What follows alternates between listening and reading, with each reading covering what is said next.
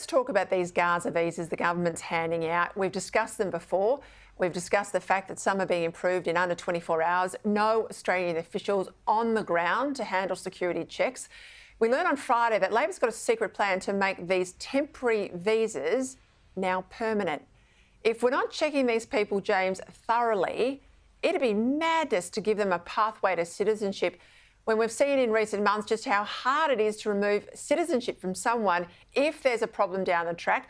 Why don't we just roll over the current temporary visas? Why make them permanent? That's right, Peter. Tony Burke is off to a very bad start in the portfolio, and if one of his first major policy initiatives is to grant permanent protection visas to people who we can't be assured do not pose a risk to the Australian community, that I think he'll be very harshly judged for his second stint in this portfolio after his spectacular failure the first time he was appointed to this portfolio. The truth is that granting a visa to someone who is leaving a war zone controlled by a terrorist organisation with 24 hours or less consideration is a major risk to the Australian public. It is not adequate. And Tony Burke was out on Sunday saying, well, if we grant them these more permanent visas to stay in Australia, we'll do further security checks. Well, why would any further security checks be necessary if adequate security checks were granted in the first place? And why were they ever given a temporary visitor visa, a tourist visa to come to our country, if they never had any intention of ever returning to Gaza in the first place? The tough scrutiny should have happened before they came to Australia, not once they're here. James, you and I both know that one of the first things a terror group does is try and get its best operatives, its bomb makers, its strategists out of the zone so that they survive to kill and maim again. We're not checking, as I say, the security credentials of these people very well. There's concern about their bona fides, that they're even travelling on the right name. They're coming with papers from the Palestinian Authority. I mean, give me a break. Once they are here, we lose them in the community very rapidly. This is a massive risk to Australians. Well, that's right. And even if not a single terrorist makes their way as part of this cohort into our country, you can bet your bottom dollar that there will be many supporters of Hamas within this cohort. Your colleague Sherry Markson identified at least one through a desktop social media search when these visas were first granted. If she can find one, I bet there's many in there.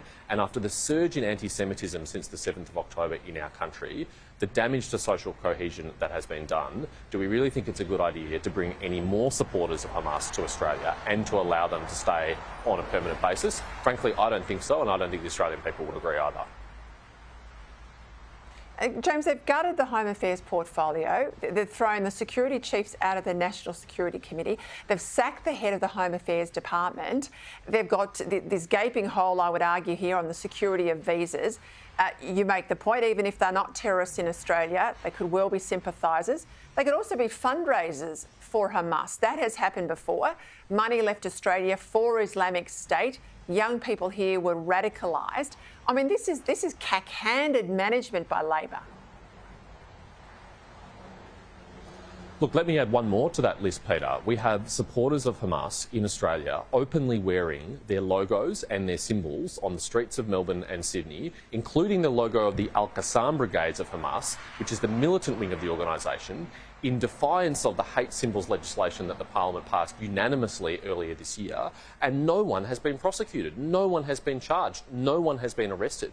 What on earth is the government and the Prime Minister doing in showing this tolerance, in allowing this behaviour to fester, and how is that building a stronger and more cohesive Australia? Frankly, I don't think we can afford 3 more years like the last 2. Does any Australian feel safer than they were 2 years ago? I doubt it. James Paterson, I call this visas for votes, if I'm really honest. Tony Burke, and certainly I got a steer from Labor people yesterday that his big motivation is holding on to Watson, and he's got licence from others in the Labor strategy team to go out there and try and win back the Muslim community. This seems to me to be an election ploy. Am I too cynical? Well, the Prime Minister certainly didn't appoint Tony Burke because of his great success in the portfolio last time. This is a person who, in just 80 days as Minister, allowed 83 boats carrying 6,634 people into our country. So that's not the reason why he was appointed. I think the only reason we can point to is the enormous political pressure that the Labor Party is facing in southwestern Sydney from the Muslim Votes Matter group and others.